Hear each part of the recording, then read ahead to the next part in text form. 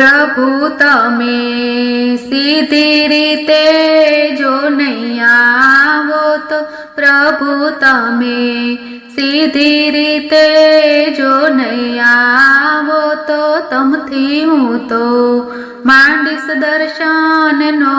દાવો રે સંતો મારા